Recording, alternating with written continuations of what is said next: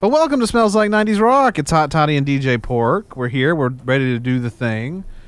We're doing the thing. Yeah, we are doing the thing. We are doing the thing. We're back on the air. And haven't really talked about UT football, but there's UT football tomorrow. Hey-oh! UT football again. There was a little UT football last week, too. Yeah, we didn't really talk about it as much. We addressed it a little. Well, because it was a UT San Antonio. Yeah, who cares? No offense to UT San Antonio, but who cares? And we ended up wiping the floor with them last week, so... Right.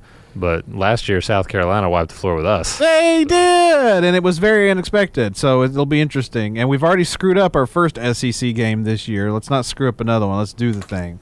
Let's make this happen, Captain. Let's do this the right way. Whee! What a week. What a time to be alive. Yeah. Government shutdown looming. Biden impeachment in session. Kind of.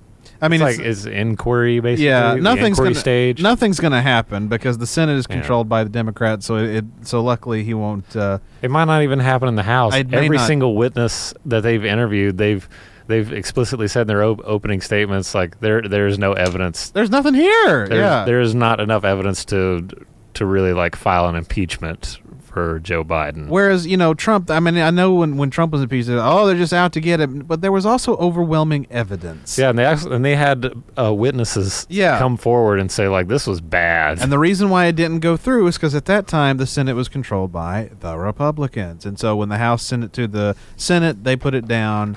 And it didn't happen. And my favorite part of that whole thing was he walked out like, "See, I'm innocent. There was nothing there." Well, no, your party was in control of the next step, and that's why I got shot down. Otherwise, it probably would have went through. And I find it bitterly ironic because wasn't that like in January of 2020, and then like right after that. Yeah, January or February. Yeah, and it was right after that all that happened. So what a year that was. Well, right after that, all of that meaning the pandemic. Yes, that's still. Basically, I mean, I guess you can't call it a pandemic, but that illness is still out there. It's more endemic now. Yeah, exactly. Like there's actually regions in the United States that are reinstating mask mandates. So, I mean, it's more endemic, and it's not a sort of a worldwide crisis anymore. Exactly, which is great, but it's still out there, and you need to be careful. I mean, I've gotten it twice now. You've gotten it once. So.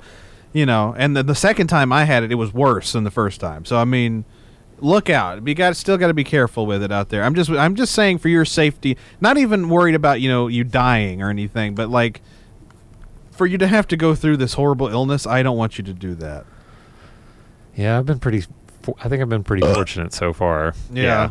That. Yeah. Oh, I have a funny story about what I just did here in just a second. Oh, okay. We'll get to that, but. Oh, Jesus Christ. But yes, it's still out there, so be careful with it. R.I.P. to Dianne Feinstein. I just heard that this afternoon. Although I think we all saw that coming, that she was not doing well.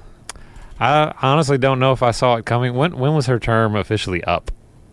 2026. I think she still had a wait, but everybody was telling her to resign because she was always out sick anyway. Because she had horrible problems and she was not doing well. She did not look well. She needed to resign anyway, but God said, "I'll help you resign." And I guess. And it happened. And R.I.P. to her. I mean, she was a great politician, but yeah, it was time all around. Yeah, I wish she had resigned just for the sake of being able to like pass her final days at home among loved ones instead of in Washington. Yeah, I mean, but God bless her. She felt she needed to be there, and so she did the thing. But like, it was a little overkill, and I wouldn't be a bit surprised if her continuous working at this age didn't contribute to her. I'm sure she was already in her 90s. Yeah, so there's that. And then also R.I.P. to Michael Gambon, Dumbledore. He died? Yeah. I didn't know that. He died this week. He was only 82. And it's weird. Only 82. That's still old. I was about to say, but here we are in this era where, people are living so much longer that to say that someone died at 82 still seems kind of young. Even though, technically, yes, That's pretty almost knocked us over. Technically, yes, that's still pretty old, but it's like it blows me away because like he was born in the early 1940s, and I don't think it's hard. Yeah, that's true. It's hard for me to think about people who were born in the 40s going to be in their 80s now. You know, it's just bizarre to me. Yeah, and that's I feel like we kind of. Or maybe it was me. I kind of jinxed this year saying like, wow, there's been a lot of noteworthy celebrities that have died, and it seems like every week now. Every week we're announcing just a high-profile death. Every week it's a new one. But maybe it's appropriate because it is now officially spooky season. No, let's not go there. Let's not go there. Let's not go there. There's so many people are dead. Just Paul McCartney, live 20 more years, please. Well, I mean, he's in his 80s now too. He's like Michael Gambon's age. I know. Yeah. So but I'm still saying, please, Paul McCartney, live to be at least 100. Paul McCartney, and who else was I looking at today or the other day that I was like, he needs to live. He needs to keep living. I can't remember now who it was. Jimmy Page is going to be 80 next year. Yeah. Yeah, but there was somebody else who I loved is like getting up there, and I was like, please live. Actor, musician, what? I can't remember. I'm completely blank on this, but yeah, I worry now for our older generations